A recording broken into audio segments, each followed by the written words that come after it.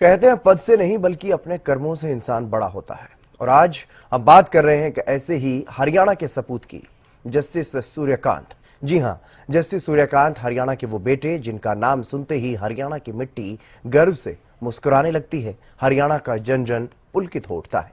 नमस्कार, मैं हूं आपके साथ हितेंद्र और आप देख रहे हैं हरियाणा न्यूज का खास कार्यक्रम हरियाणा के लाल सूर्यकांत बनेंगे सीजेआई। जस्टिस सूर्यकांत जो अब देश की सुप्रीम कोर्ट के मुख्य न्यायाधीश बनने जा रहे हैं, उनके जीवन, उनके संघर्ष और इस सर्वोच्च पद तक पहुंचने की कहानी आपको बताएंगे। आप देखते रहिए हमारा खास कार्यक्रम।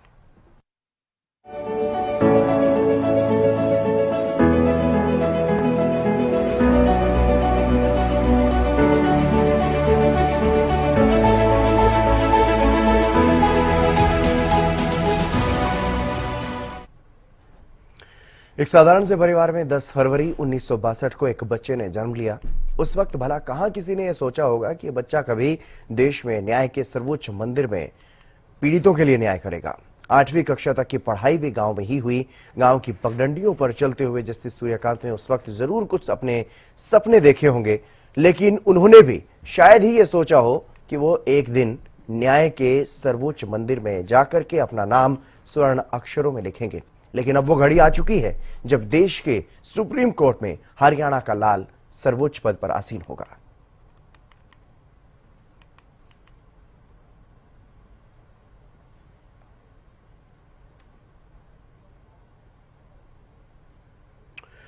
जस्टिस सूर्यकांत के बारे में हम अब बात कर रहे हैं। जस्टिस सूर्यकांत सीजेआई के रूप में कल शपथ लेने वाले हैं। हरियाणा के रहने वाले हैं। हरियाणा के लिए ये गर्व की बात है कि हरियाणा का रहने वाला कोई जस्टिस देश के सर्वोच्च न्याय के मंदिर में सर्वोच्च पद पर आसीन होगा। ऐसे में आपको विस्तार से उनके बारे में बताते हैं। कहां जन्म हुआ, कहां पढ़ाई की और न्यायिक करियर में अब तक कहां कहां सेवाएं दी और किन बड़े फैसलों में वो शामिल रहे।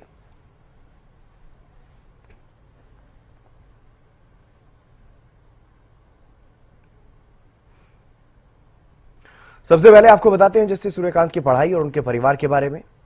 कौन है जस्टिस सूर्यकांत, ये आपको बता देते हैं। हिसार के पेटवाड़ गांव के रहने वाले हैं। हरियाणा के पहले ऐसे व्यक्ति हैं, पहले ऐसे जस्टिस हैं जो सीजेआई के पद तक पहुंचे हैं, चीफ जस्टिस ऑफ इंडिया बनने जा रहे हैं। जस्टिस सूर्यकांत के पिता एक शिक्षक थे। जस्टिस सूर्यकांत की 8वीं तक की जो पढ़ाई है वो गाँव के स्कूल में ही हुई है, यानी बचपन में उन्होंने अपने गाँव में ही पढ़ाई की है। और यहाँ तक कि परिवार के साथ खेतों में भी काम किया है और अभी भी अपने गांव में उनका आना जाना रहता है। एमडीयू रोहतक से 1984 में उन्होंने कानून की पढ़ाई पूरी की और हिसार से वकालत शुरू की थी।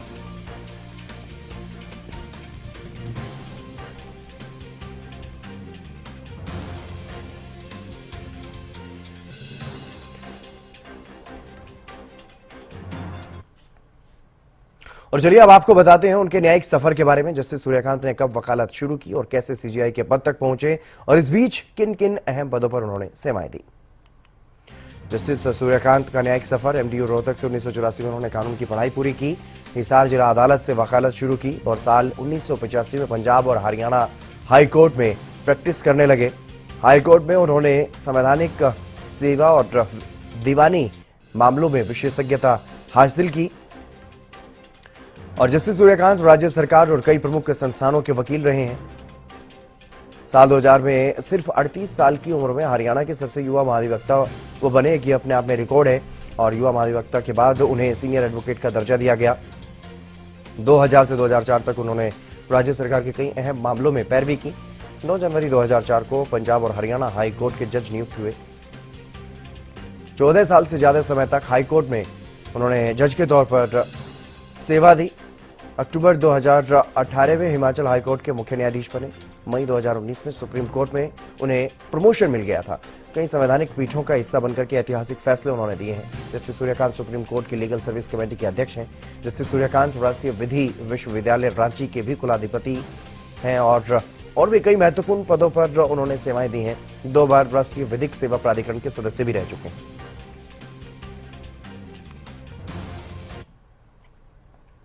और अब आपको बताते हैं जस्टिस सूर्यकांत के उन बड़े फैसलों के बारे में जिन अहम फैसलों में उनकी महत्वपूर्ण भूमिका रही है और जो फैसले चर्चा में भी रहे हैं। इनमें से एक फैसला तो जम्मू कश्मीर में धारा 370 से जुड़ा हुआ ही था। जम्मू कश्मीर से आर्टिकल 370 हटाने का फैसला इन्होंने बरकरार रखा। एससी बार एसोसिएशन समेत सभी बार एसोसिएशनों में 1/3 सीटें महिलाओं के लिए आरक्षित की गई। एएमयू केस में 1967 के पुराने फैसले को रद्द करने के फैसले में भी शामिल रहे। एएमयू को फिर से अल्पसंख्यक दर्जे पर पुनर्विचार का मौका मिला। पेगासस स्पाईवेयर जासूसी मामले की जांच के लिए साइबर विशेषज्ञों की कमेटी बनाने के आदेश इन्होंने दिए थे। एसआईआर केस में ईसी को ड्राफ्ट वोटर लिस्ट से हटाए गए 65 लाख नामों को सार्वजनिक करने का जो आदेश दिया गया उसमें भी ये शामिल रहे।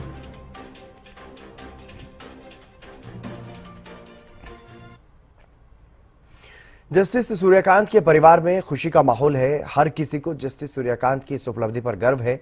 इस खुशी के मौके पर हरियाणा न्यूज की टीम ने जस्टिस सूर्यकांत के भाई डॉक्टर शिवकांत शर्मा और उनके परिजनों से बातचीत की है। परिजनों ने क्या कुछ कहा, आपको सुनवाते हैं। डॉक्टर शिवकांत शर्मा जी हमारे साथ हैं। उनकी भार्या अगर बात करें मंजू जी हमारे साथ हैं। इन दोनों के लाडले सूर्यकांत जी देश के 53वें चीफ जस्टिस के रूप में शपथ लेंगे। सर बेहद भावुक पल भी हैं, बेहद ये क्षण जो है इनको बयान नहीं किया जा सकता। हम चंद मिनट पहले आपसे बात कर रहे थे, आपकी बातों में तमाम चीजें झलक रही थी। सबसे पहले बहुत बहुत बधाइयां, बहुत बहुत शुभकामनाएं। एक छोटे सूर्यकांत से लेकर चीफ जस्टिस ऑफ इंडिया बनने तक के सफर के बारे में कुछ लम्हात, कुछ वो बातें जानना चाहेंगे सर। रवि जी आपका बहुत बहुत आभार और बहुत बहुत धन्यवाद आपका कि आपने व्यक्तिगत रूप से हमारे परिवार के सदस्यों के बारे में इतना जानना चाहा। मेरे घर आप आए हैं इस सब जानकारी हासिल करने के लिए। मैं पूरे परिवार की ओर से आपका आभार व्यक्त करता हूं। सूर्यकांत हम 4 भाइयों में सबसे छोटे भाई हैं। मुझसे बड़े भाई अध्यापक हैं, रिटायर्ड। मैं नंबर 2 पर हूँ। मैं एक यहाँ भिवानी में चिकित्सक हूँ, छाती रोग विशेषज्ञ हूँ। मुझसे छोटे भाई ITI से रिटायर्ड लेक्चरर हैं और सबसे छोटे सूर्यकांत हैं। हमारा जन्म सब भाइयों का गांव में हुआ। गांव पेटवाड़ हमारा हिसार जिले में आता है। 80 से करीब 23 किलोमीटर ये गांव है। हमारी शिक्षा जो है वो, मेरी प्रारंभिक शिक्षा 5वीं तक गांव में हुई। 6वीं में मैं भिवानी आ गया था। पिताजी के साथ उनका तबादला हो गया था। वो एक शिक्षक थे पिताजी। और सूर्यकांत से बड़े भाई जो मुझसे छोटे हैं, देवकांत, ये दोनों भाई गाँव में रहे क्योंकि हमारा संयुक्त परिवार था। ताऊ ताई जी गाँव में रहते थे। उनको भी एक बच्चों के साथ रहने का माहौल मिले, इसलिए माँ पिताजी ने निर्णय किया कि 2 छोटे बच्चे गांव में रहेंगे और हम दोनों भाई, मैं और मुझसे बड़े वाले, हम यहाँ भिवानी पिताजी के साथ आए। इनकी शिक्षा सूर्यकांत की और देवकांत की मैट्रिक तक गांव के हाई स्कूल में हुई है और हाई स्कूल में से मैट्रिक करने के पश्चात जो अगली शिक्षा थी, आगे की शिक्षा थी, वो सूर्यकांत ने गवर्नमेंट कॉलेज हिसार से उसने BA किया है और उसके पश्चात महर्षि दयानंद यूनिवर्सिटी से उन्होंने LLB की 1984 में। और मैं उस वक्त MD कर रहा था मेडिकल कॉलेज रोहतक में। तो संयोग से मेरी MD और सूर्यकांत की LLB एक ही वर्ष 1984 में पूरी हुई और हम 2 साल तक मेरे हॉस्टल में साथ साथ रहे हैं, भाई की तरह भी, दोस्त की तरह भी। सर वो अलग बात है, लेकिन परिवार जो है जिसमें टीचर अधिकांश जो है, पिता खुद अध्यापक, 2 भाई जो है वो भी टीचर, आप डॉक्टर पेशे में आए, हालांकि जो है आपकी रुचि थी। सूर्यकांत जी जो है किस तरह से वकालत, क्या परिवार की तरफ से? मैं ये बात बताना चाहूंगा, उस वक्त जो था, जो भी बच्चे पढ़ाई बच्चे होते थे, एक रिवाज था, एक प्रचलन था कि मेडिकल कॉलेज में जाओ या आप इंजीनियर बनो। मैं पढ़ाई में अच्छा था तो मेरी जो प्राथमिकता थी वो डॉक्टर बनने की हुई और पिताजी ने मुझे उस दिशा में डाला और मैं भगवान के आशीर्वाद से, माता पिता के आशीर्वाद से मैं इस बात में सफल रहा कि मैं डॉक्टर बन पाया। सूर्यकांत जी की खुद रुचि, सूर्यकांत की रुचि वकालत करने में थी, LLB करने में थी, लेकिन पिताजी इसके पक्ष में नहीं थे। मैं आपको स्पष्ट बता रहा हूँ। पिताजी चाहते थे सूर्यकांत BA करे, MA करे, ये प्रशासनिक अधिकारी बने या कॉलेज में अध्यापक बने, प्राध्यापक बने, लेकिन सूर्यकांत का रुझान था और पिताजी इसके विरुद्ध थे। पिताजी ने मुझसे भी कहा कि मैं समझाऊं, मैंने भी समझाया, लेकिन सूर्यकांत के मन में एक जबरदस्त, एक यूं कहूंगा कि उत्साह और जबरदस्त उसकी एक इच्छा थी कि मुझे इसी दिशा में जाना है और उसने पिताजी की और मेरी इच्छा के विपरीत, हालांकि बाद में फिर हम उसके समर्थक हो गए, लेकिन मैं ये बात पूरे मन से बता रहा हूँ कि उसकी रुचि थी, ये उसकी व्यक्तिगत बहुत जबरदस्त उसकी आकांक्षा थी कि मुझे वकील बनना है और इसी दिशा में जाना है। इसकी वजह से वो इस दिशा में गया। कि वकालत के बाद कहीं न कहीं हिसार से प्रैक्टिस शुरू की थी सर, कुछ इस तरह की? 1984 में ला करने के पश्चात कुछ महीने वो हिसार रहा। बाद में उसे मौका मिला किसी चंडीगढ़ में अरुण जैन नाम के एक वरिष्ठ वकील थे जैन साहब के पास, उसे बतौर जूनियर काम करने का अवसर मिला, तो वो तुरंत वहां पर जाके उन्होंने जैन साहब के उसको ऑफिस को ज्वाइन किया। हिसार से चंडीगढ़ आसानी से भेज दिया था आपने अपने भाई को? नहीं, उस वक्त पिताजी की इच्छा थी कि भाई बहुत थोड़ा समय इसको हुआ है, हिसार में ही रहे, हिसार में अपना घर है, माँ पिता की देख रेख में रहेगा, घर का खाना मिलेगा, घर का सारा माहौल मिलेगा। और चंडीगढ़ में तो कोई हमारा कोई माई बाप नहीं था, कोई हमारे कोई गॉड फादर ही से कहते वो नहीं था। चंडीगढ़ में एक हिसार का सामान्य परिवार का लड़का कैसे स्थापित हो पाएगा, इसको लेकर पिताजी थोड़े आशंकित थे। उनके मन में यह था कि वो हिसार में ही अपने पांव जमाए। लेकिन सूर्यकांत को तो जो धुन का पक्का रहा है शुरू से, जो करना था, इसलिए उसने निर्णय किया कि मुझे चंडीगढ़ जाने का अवसर मिले, मैं जाऊंगा, और पिताजी के आशीर्वाद लेकर वो चला गया। वर्ष 2000 में सबसे पहले वो मौका था जब उनको जो है सबसे युवा कहीं न कहीं एडी हरियाणा के जो एडवोकेट जनरल उनको नवाजा गया था उस पद से। कितनी खुशी थी? बेहद खुशी के पल थे, क्योंकि भारतवर्ष में आज तक इतनी कम आयु का किसी भी प्रांत में कोई आज तक एडवोकेट जनरल नहीं लगा है। उसके बाद की अगर बात करें सर, उसके बाद किस तरह से आगे करियर बढ़ाया?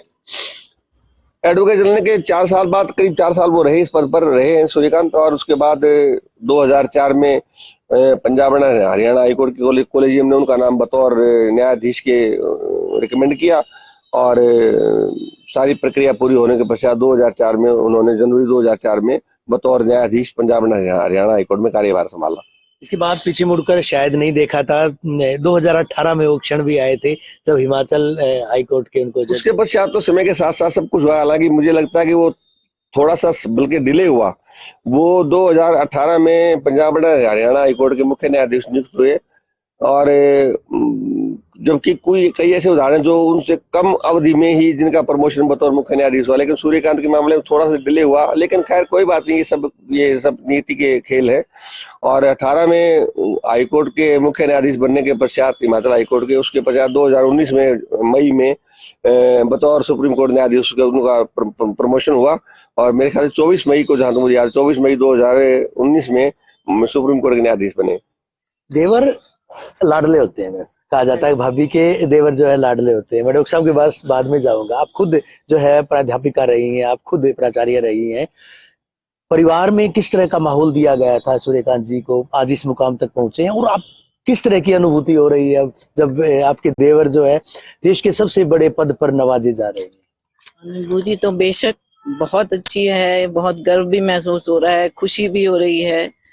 और जहाँ तक परिवार का सवाल है, मुझे लगता है कि मेरे जो फादर इन लॉ थे वो एक शिक्षक थे, ग्रामीण परिवेश से थे, लेकिन उन्होंने कभी भी, मुझे नहीं लगता कि एज बहू में मुझे भी कभी कोई किसी तरह की उन्होंने कोई रोक टोक या कुछ नहीं रखी। तो फिर बेटों को तो करना ही क्या था।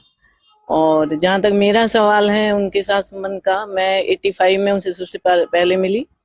मेरी तब तक मैरिज नहीं हुई थी, और मैं यूपी से हूँ। तो हमारे घर में एक हरियाणा को लेके एक शंका सी थी कि पता नहीं कैसा होंगे, कैसे लोग होंगे, क्योंकि कभी कोई रहा ही नहीं यहाँ से। तो मुझे एक इंटरव्यू देने चंडीगढ़ जाना था जुलाई में, मैरिज मेरी नवंबर में हुई। तो तब वो वहाँ पर प्रैक्टिस शायद उन्होंने शुरू की थी, तो तब वो मुझसे मिले थे, और उन्होंने जो आदर मुझे उस दिन दिया वही रेस्पेक्ट वो आज तक मुझे देते आए। और उन्हें देखकर मुझे लगा, मुझे एक हौसला बढ़ा कि जब मुझे उनका व्यवहार इतना अच्छा है तो बेशर्ते परिवार के सब लोग मुझे एक सम्मान और एक मुझे मिलना चाहिए स्थान, वो मुझे मिले। आपकी देवरानी भी ये चर्चाएं, ये जानकारी मिली है कि वो भी आपकी बैचमेट थी? हाँ, वो मेरी बैचमेट थी। वो हमारे साथ ही, हम दोनों का साथ ही सिलेक्शन हुआ था, लेकिन मुझे मालूम नहीं था क्योंकि मैं उस टाइम यूपी से थी। तो उसके बाद जब ये हुआ कि वो हमारे घर में मेरी देवरानी बन के आ रही है, तब पता लगा कि वो साथ है। एक बात और कहूंगी कि वो सुप्रीम कोर्ट में है आज भी। मैं भी वैसे ज्यादा वो नहीं करती हूँ, कभी किसी त्योहार पे, किसी भी ओकेजन पे अगर मैं कभी उन्हें मैसेज करूंगी तो ऐसा होता नहीं है कि उनका जो है मेरे पास जवाब ना आया हो। बाकी कई लोग ऐसे कर जाते हैं, रेस्पेक्टेड भाभी जी लिख के अवश्य ही जवाब आता है, चाहे वो 1 दिन या 2 दिन डिले हो जाए, पर ऐसा हो नहीं सकता। डॉक्टर साहब, भावुकता समझी जा सकती है आपकी। एक पिता जो है, पिता ने इस मुकाम पर पहुंचाया अपने बच्चों को। हालांकि शुरुआत में विरोध था, लेकिन जो काबिलियत थी वो सूर्यकांत जी की शुरुआत से ही वो दिख रही थी। आपकी पूरी स्पोर्ट थी, और स्पोर्ट का अंदाजा इसी बात से लगाया जा सकता है।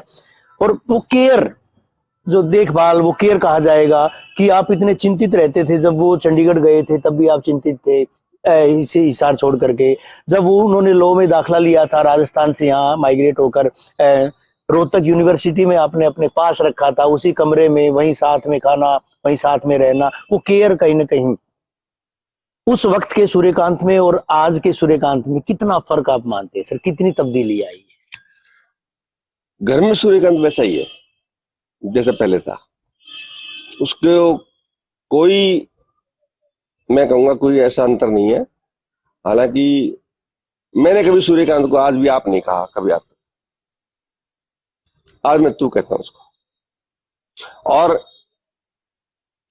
मेरे प्रति उसका मान सम्मान यूं का यूं है। एक प्रसंग आया था सर, एक प्रसंग आया था, बेहद वो पल जो है महसूस किए जा सकते हैं। इतने बड़े मुकाम तक पहुंचना एक साधारण परिवार से, एक सामान्य परिवार से, एक पिता की माफिक जो है वो सूर्यकांत जी व्यवहार करते आए हैं। एक पिता की तरह का दर्जा दिया गया था, क्योंकि सबसे ज्यादा सपोर्ट हालांकि तमाम भाइयों ने दी थी, तीनों भाइयों ने पूरी सपोर्ट की, पिता ने पूरी सपोर्ट की थी, लेकिन लगाव की अगर बात करें, लाडलेपन की बात करें, स्नेहिल भावना की बात करें, तो डॉक्टर शिवकांत शर्मा खुद भी कवि रहे। सर एक प्रसंग और आया था, कोई वकील थे हिसार में, वरिष्ठ वकील, उनके बेटे भी वकालत करते थे, वो भी प्रैक्टिस करते थे, सूर्यकांत जी भी वहां जाते थे, तो उन्होंने एक भविष्यवाणी की थी सूर्यकांत जी को लेकर के, उनकी काबिलियत को लेकर के, याद है आपको कुछ?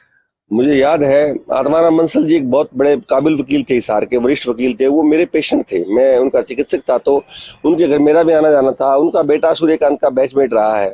तो एक बार उन्होंने सूर्यकांत के बारे में कहा था कि ये लड़का एक दिन देश का नाम रोशन करेगा। और मेरे सामने उन्होंने कहा, डॉक्टर साहब मेरा यकीन करो, इसमें इतनी काबिलियत है, क्योंकि ये बतौर जूनियर, क्योंकि ये एडवोकेट बन गया था और कभी कभार आत्माराम बंसल जी के पास दिशा निर्देश लेने या थोड़ा बहुत गाइडेंस लेने उनके पास जाता था, तो उन्होंने मेरे सामने ये बात कही थी। और मैं, भावुकता आ जाती है, मैं वैसे भी भावुक व्यक्तित्व हूँ, तो उस नाते कई बार मेरी आंखें भर जाती हैं और खुशी का मौका है। वैसे सूर्यकांत मेरे लिए भाई तो है ही, मेरा दोस्त भी है। वो मुझसे हर बात शेयर करता है। कविताएं सूर्यकांत जी ने कुछ खंड काव्य लिखा था, और भी कई सारी कविताएं लिखी थी। किससे प्रेरणा मिली थी? क्योंकि आप खुद प्रख्यात चिकित्सक के साथ साथ आप खुद जो है कवि हृदय हैं, आपकी कविताएं हमने सुनी है, जानी है। आपके पिताश्री खुद जो है अध्यापक होने के साथ साथ उन्होंने वो सम्मान पाए हैं, हिंदी साहित्य अकादमी का सबसे बड़ा पुरस्कार जो है सूरदास पुरस्कार की अगर बात करें, पंडित लक्ष्मीचंद पुरस्कार की बात करें, उनसे उनको नवाजा गया था। तो क्या वहां से उन्होंने कविताएं सीखी थी, या कहाँ से वकालत के साथ साथ जो है? आनुवंशिक गुण है। दादाजी हमारे बहुत श्रेष्ठ लोग कवि रहे हैं। हमारे दादाजी आदरणीय पंडित राम प्रसाद जी, हमारे ताऊ जी भी कवि थे। पिताजी ने तो साहित्य में बहुत नाम कमाया, 14 पुस्तकें लिखी। पिताजी को लगभग सारे जो बड़े से बड़े पुरस्कार थे वो साहित्य अकादमी से मिले। मेरी भी एक पुस्तक गजल संग्रह प्रकाशित है, और भगवान के आशीर्वाद से, माँ पिता के आशीर्वाद से उस पुस्तक को भी उस 2018 की सर्वश्रेष्ठ कृति पुरस्कार से नवाजा गया है।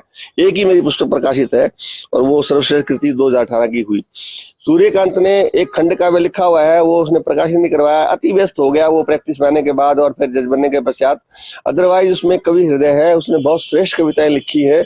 और मैं ये इसलिए नहीं कह रहा हूँ कि मैं उसका भाई हूँ, मैं एक कवि के नाते, एक वरिष्ठ कवि के नाते, एक आलोचक के नाते ये बात दावे से कह रहा हूँ कि उसकी कविताओं में बहुत गहराई है, उसकी कविताओं में बहुत बड़ा एक संदेश है, और व्यवस्था के विरुद्ध लिखने में और मानवीय मूल्यों के समर्थन में लिखने में उसका कोई सानी नहीं है। उसने बेहद सुंदर कविताएं लिखी है, और कभी अवसर मिलेगा तो मैं प्रयास करूंगा कि उसकी कविताओं का संग्रह प्रकाशित करवाऊं। संवेदनाएं और वो तमाम चीजें, वो इमोशंस, वो भावनाएं, वो झलक रही आपकी बातों से, आपके चेहरे से।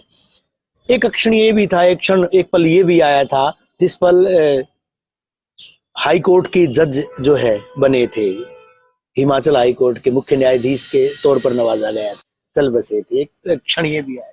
पिताजी अस्वस्थ थे, और उनकी हर एक आम पिता की तरह उनकी भी ये भावना थी कि मेरा बेटा उच्चतम शिखर पर पहुंचे और मैं उस पल को देखूं और मैं उस पल का साक्षी बनूं। लेकिन नीति के विधान को या विधाता के विधान को कौन टाल सकता है। संयोग ऐसा रहा कि पिताजी थोड़े अस्वस्थ थे, और उसी दौरान सूर्यकांत का ये जो प्रमोशन का जो था, मुख्य न्यायाधीश बनने का समाचार आया, तो हमने पिताजी से आग्रह किया, सूर्यकांत ने भी कहा कि पिताजी आप भी चलो। तो लेकिन पिताजी ने कहा अभी मुझे रास्ते में यात्रा लंबी है और कहीं अगर मैं मेरे स्वास्थ्य को लेकर कोई समस्या होगी तो तुम्हारी ही खुशी में व्यवधान पड़ेगा। तो पिताजी ने इस वजह से वहां जाना उचित नहीं समझा और वो उन्होंने मोबाइल फोन पर ही ऑनलाइन उन्होंने सारे समारोह को देखा और उससे अगले दिन ही वो मेरे ख्याल से नेक्स्ट डे ही पिताजी का जो है वो देहांत हो गया और सूर्यकांत शपथ लेने के 2 दिन बाद ही उसको फिर वापस वहां से माना पड़ा। सारे उस जो एक पिताजी के मृत्यु के उपरांत जो भी हमारी जो भारतीय संस्कृति के अनुरूप जो भी हमारा विधि विधान होता है उसको पूरा करने के लिए सूर्यकांत पूरे समय यहाँ रहा। 1984 की बात करते हैं सर। 1984 में आपकी एमडी पूरी हुई थी, सूर्यकांत जी की वकालत जो है लो पूरी हुई थी। उस वक्त डॉक्टर शिवकांत ने या परिवार ने सोचा था कि वो सितारा फलक पर चमकेगा? यही कारण था शायद, इन्हीं वजहों से पिताजी उसके वकील बनने के विरुद्ध थे कि वकील बनने में बहुत ज्यादा आर्थिक रूप से संपन्नता आने की, क्योंकि कुछ वकील संपन्न हो सकते हैं लेकिन प्रतिशत के हिसाब से पिताजी कहते थे अधिकांश वकील जो है वो बहुत ज्यादा आर्थिक रूप से मजबूत नहीं हो पाते। इसलिए उनका ये विचार था कि शायद वकालत में कहीं अच्छा आमदनी ना हो, अच्छा कमाई ना हो, अच्छा प्रतिष्ठा ना मिल पाए। लेकिन उस वक्त किसे मालूम था कि नीति और भगवान का आशीर्वाद उसके साथ है और वो यहाँ तक पहुंचेगा। लेकिन उसकी योग्यता के बारे में हमें कभी कुछ संदेह नहीं रहा। वो निहायत बहुत श्रेष्ठ वक्ता, भाषा भी उसके बहुत अच्छी कमांड है, हिंदी इंग्लिश दोनों पर उसकी बहुत अच्छी कमांड रही है शुरू से, और धारा प्रवाह बोलता रहा है। उसकी जो वाक्पटुता है, उसकी जो बोलने का जो एक योग्यता है, उसकी जो अपने आप को एक्सप्रेस करने की, अपनी अपनी भावनाओं को व्यक्त करने की जो उसकी योग्यता है, वो उसका बहुत बड़ा हथियार है, बहुत बड़ा उसका गुण है। और उसके बल पर वो अपनी बात को प्रभावी रूप से पेश करता है और बतौर वकील इसलिए वो चमका कि उस अपनी बात को कह रहे कि उसमें बहुत बड़ी भगवान की दी हुई, मां सरस्वती की दी हुई योग्यता थी। मैम आपके पास भी लौटूंगा मैं। राष्ट्रपति भवन में जो है प्रीति भोज का मौका मिलेगा, डिनर करने का मौका मिलेगा, वो भी काफी जो है महत्वपूर्ण क्षण है। बहुत ज्यादा, मैं तो कभी सोच भी नहीं सकती कि मेरे जीवन में कभी ये पल आएगा। अभी अभी मुझे बताया तो मैं बहुत ज्यादा इसके बारे में बहुत। तो तैयारियां पूरी है कि नहीं? कितने लोग जाएंगे वहां पर? नहीं, वहां तो अभी शपथ ओथ ग्रहण के लिए समारोह तो की अगर बात हाँ, परिवार के लगभग सभी जो बड़े हैं बच्चों को छोड़कर जी। लगभग सभी परिवार वालों को बुलाया गया। पारिवारिक पृष्ठभूमि की डॉक्टर साहब बात करें सूर्यकांत जी की, तो उनके परिवार में हम बात कर रहे थे, मैम की बैचमेट हैं सविता जी जो है वो भी बतौर प्राचार्य सेवानिवृत्त हुई हैं। उसके अलावा परिवार में कौन कौन? सूर्यकांत के परिवार में तो उनकी 2 बेटियां हैं। बड़ी बेटी ने एलएलएम किया है, छोटी बेटी ने एमए किया है इकोनॉमिक्स से और वो मिरांडा हाउस से पढ़ी है छोटी बेटी। बड़ी बेटी ने जो है वो यूएसए से एलएलएम किया है। और सविता हमारी जो छोटी, मैं तो अपनी बहन ही कह सकता हूँ, तो सविता जी वो जो कि वैसे तो मेरी वाइफ की वो बैचमेट रही हैं। वो इंग्लिश से सब्जेक्ट में लेक्चरर थी और बतौर प्रिंसिपल रिटायर हुई मेरी पत्नी की तरह ही। और सूर्यकांत के माता पिता जो सास ससुर हैं वो दोनों अम्बाला में सेटल्ड हैं। वो प्रिंसिपल थे हमारे मौसा जी आईटीआई के, वहाँ पर अम्बाला से वो रिटायर हुए हैं। 2 उनके साले हैं, वो दोनों स्थापित अपने अपने क्षेत्र में। ठीक ठाक पूरा परिवार है जो ठीक अपना बढ़िया ढंग से। अभी किसी की वकालत का विरोध नहीं होगा परिवार में? नहीं होगा, निश्चित रूप से नहीं होगा। सूर्यकांत ने ऐसे मानदंड स्थापित कर दिए हैं कि आने वाली पीढ़ियां हमारी सालों साल तक इस बात पर फक्र करेंगी। स्वाभाविक बात है, ऐसे पल जीवन काल में दुर्लभ होते हैं और कई पीढ़ियों के बाद आते हैं। ये हमारे पूर्वजों के पुण्य का प्रताप है। आप कुछ बोल रहे थे मैम, क्या कह रहे थे अभी परिवार के बारे में कि जिस तरह से विरोध नहीं कहा जा सकता, एक तरह से कहा जा सकता है कि संशय था कि सूर्यकांत जी जो है वकालत सही तरीके से कर पाएंगे, स्थापित हो पाएंगे। अभी परिवार में कितने लोग वकालत कर रहे हैं? अब तो मेरे ख्याल से 3, 4, 5 बच्चे कर रहे हैं लॉ, और उनका भी उद्देश्य तो यही है। अब देखो वो कौन कहाँ तक सफल होता है, हमारी तो शुभकामनाएं उनके साथ हैं।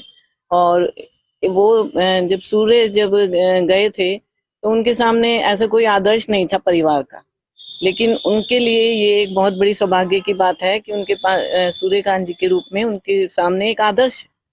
तो जब आपके सामने आदर्श होता है तब आप अपने काम देखो, एक दिशा भी मिली हुई है उन्हें, एक मार्गदर्शन भी उन्हें मिल सकता है। उन्होंने तो अकेले ही अपने बल पे किया था, तो मुझे लगता है कि वो बच्चे भी जरूर अच्छा करेंगे। सूर्य और सविता मिले थे। हाँ, जब वो मुझे पता लगा कि उसका नाम सविता है तो मैंने पिताजी से अचानक ही मेरे मुंह से निकला कि पिताजी सूर्य सविता दोनों मिलके कितना चमकेंगे, और आज वो पता नहीं वो शब्द हैं या क्या हैं, तो वो चमक ही रहे हैं। मतलब मुझे लगता है कि हमारे परिवार में तो शायद कभी ये तो एक हिस्ट्री बन जाएगी, ऐसा कभी नहीं होगा। अच्छा, आने जाने की बात करें सर, गांव में आना जाना रहता होगा अभी जज साहब का, तो कैसे क्या दिनचर्या रहती है उनकी?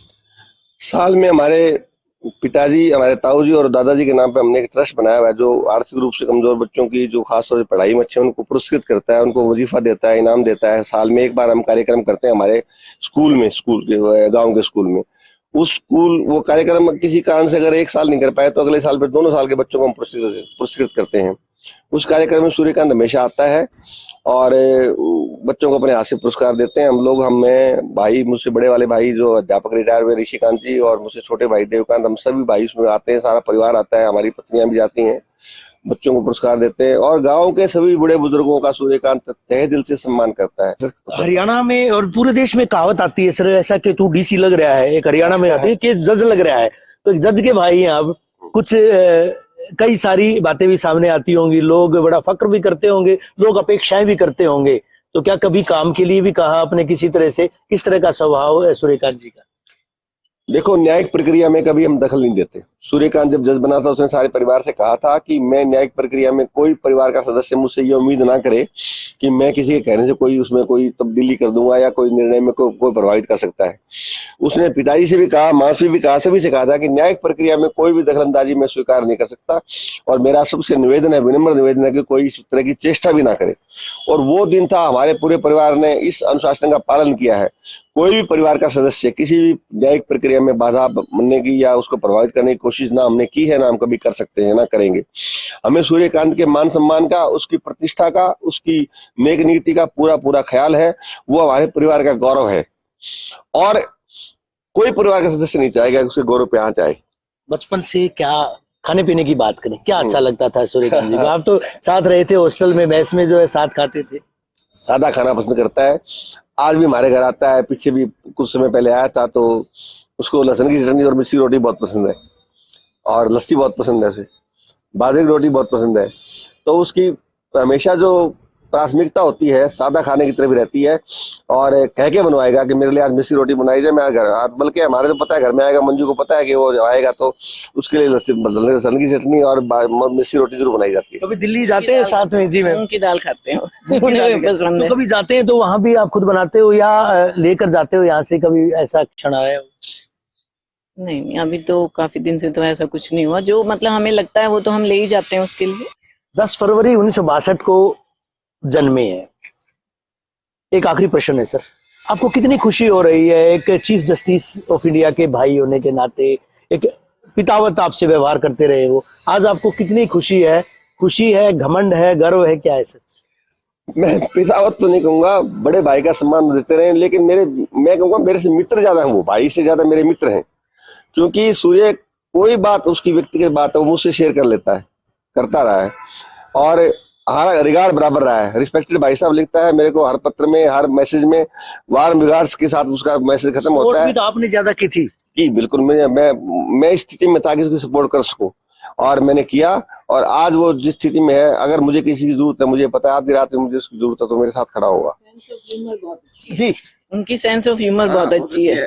कोई भी चीज होगी वो इस तरह से कहेंगे। और मैं तो हाँ, ये दोनों भाई कई बार अपनी हरियाणवी में ऐसे बातें करते थे, मुझे पहले समझ ही नहीं आती थी। तो पिताजी कहते थे ये तो शायद गूंगी है। गूंगी तो मैं इसलिए थी ना कि मुझे समझ ही नहीं आती थी। तो दोनों मतलब कोई भी बात होगी ना, उसको एक ह्यूमरस वे में कहना, ये उनकी एक बहुत बड़ी विशेषता। सूर्यकांत जी की भतीजी डॉक्टर ओजस्विनी जी हमारे साथ हैं, एडिशनल सेशन जज आशीष जी हमारे साथ हैं, उनसे बात करेंगे। सर, कितने महत्वपूर्ण क्षण है आज, कैसा महसूस आप कर रहे हैं जब आपके परिवार से एक शख्स देश की सबसे बड़ी अदालत के जज बन रहे हैं, न्यायाधीश बन रहे हैं? देखिए, बहुत ज़्यादा गर्व का समय है हमारे पूरे परिवार के लिए।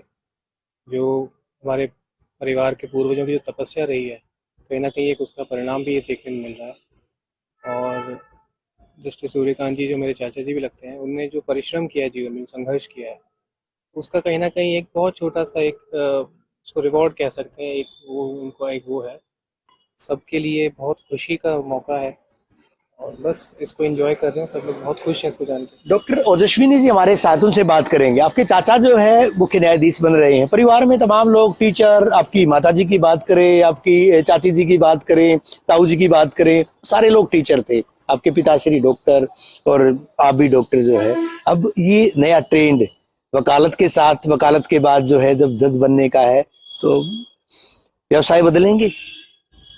नहीं, ये नया ट्रेंड तो नहीं है। चाचा जी ने तो बहुत पहले अपनी वकालत पास कर ली थी और बहुत यंग एज में वो उनकी जुडिशियल, उपलब्धि के बाद अब आपको नहीं लगता कि ट्रेंड बदलेगा? जी हाँ, अवश्य उनसे प्रेरणा लेकर बहुत सारे हमारे परिवार में हैं बच्चे, यंग बच्चे जो लॉ कर रहे हैं और अवश्य ही वे उनका प्रेरणा स्रोत है। वो भी कहीं ना कहीं अवश्य परिश्रम करेंगे जुडिशरी में आने के लिए और ईश्वर उन्हें सफल करे। डॉक्टर साहब, क्या चीज अच्छी लगती है चाचा जी की आपको? आप मिलते भी रहे होंगे, इंटरेक्शन भी होता होगा, क्या बात अच्छी लगती उनकी एक गुण के लिए तो कहना बहुत मुश्किल है। इतने उच्च पद पर बैठने के बावजूद जो उनकी शालीनता है वो सबसे ज्यादा प्रभावित करती है। जिस प्रकार वो अपने पूरे परिवार पर, खासकर छोटों पर अपना वात्सल्य जो है वो न्योछावर करते हैं, वो सबसे ज्यादा अच्छा लगता है।